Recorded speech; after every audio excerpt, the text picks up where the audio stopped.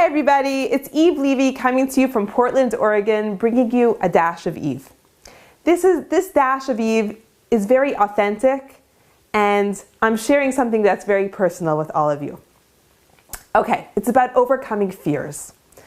I have many fears. I always have. Is it extreme? I don't think so. Maybe my husband does. Is it paralyzing? Sometimes. But isn't everyone scared of like big spiders and mice and terrorists? I mean, from my personal experience, I have learned that it's not a good idea to watch the news before going to bed, because you might have scary thoughts. You know, it's true. I don't like sleeping in the dark. I hate driving on the highway, and the list goes on. There's a bunch of things that I'm afraid of, but I've been working on them, and at this point I can even get rid of spiders when my children are screaming, "There's a spider!" and there's no one else to do it. I'm overcoming my fears slowly, one at a time. But my all-time greatest fear has got to be public speaking.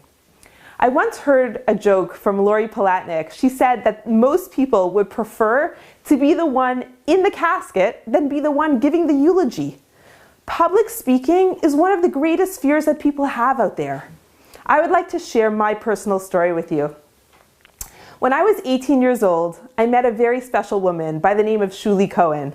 She lived just up the street from my dormitory in Bayit Vegan in Jerusalem. She was a paraplegic. She was bound to a wheelchair, and I would come and help her each day in the house, take her outside for a walk. We became so close. We were like sisters. Her husband was making a 50th birthday party for her that year, and he invited me to come with my friends. And he asked me at the party, "Could you say a few words?" "No problem," I said. It sounded easy. I felt confident. I got up there, I looked around at the crowd of probably close to 100 people, and I froze. I literally could not get a word out. I was paralyzed with fear.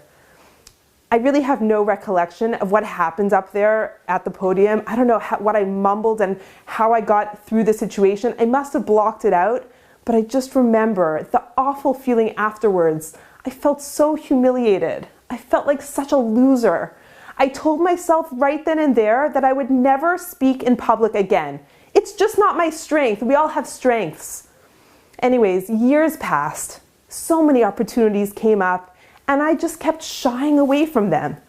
Each time, I was so completely relieved to have got through a situation without having to talk in public.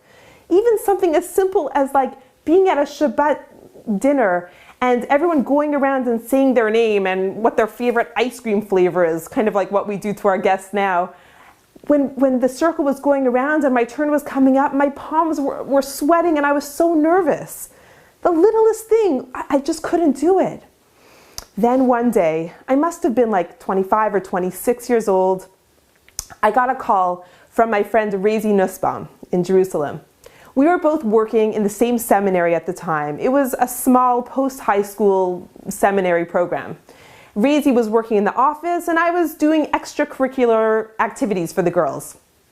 Razy called me up and said, "Eve, can you substitute for us tomorrow? The teacher is sick and we're desperate. I can't get anyone." I mean, I wanted to help her out. I mean, she sounded really desperate. If she was calling me, she must have been very desperate. I loved the girls in the school. I wanted to help them. But could I do this? Should I do this? What if God took my ability to talk away from me again? All this self-doubt started coming at me. What do you have to give, Eve? I couldn't stand the humiliation that I experienced years back. The warning bells were going off in my head. Don't do it, don't do it.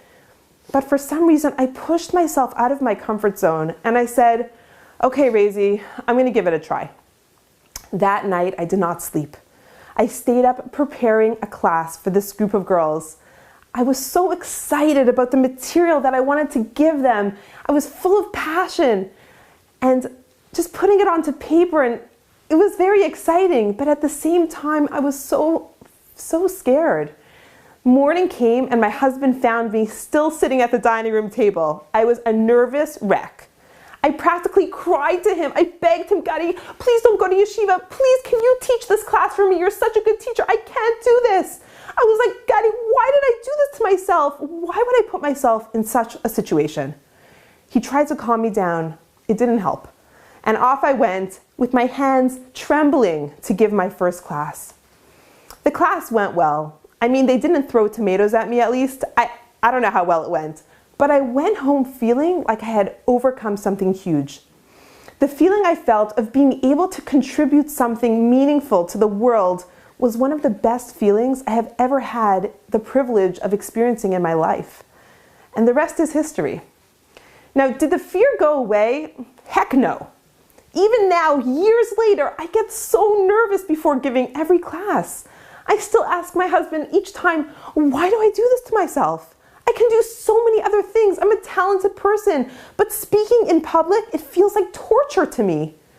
On the way to the class, when I'm driving to give a class somewhere, I beg God. I even sometimes cry. I say, please put the right words in my mouth. Please, God, I'm doing this for you. I just want to be a vessel. I want to bring your beauty into this world, your Torah, your wisdom. I want to be able to make a Kiddush Hashem, to sanctify your name. I want to help people to open up their hearts. Fears are real. They can hold you back from living your dreams. Sometimes the only thing you could do is to push yourself to your limit and to trust in God and to take a leap. You're going to look back and you're going to say, wow, I did it. I did it just that one time. Maybe next time I could push myself even a bit further. You're never going to regret it. Go live your dreams. Push yourself. Push away the doubt that holds you back. Anything is possible. Thank you so much for joining me. Have a great day.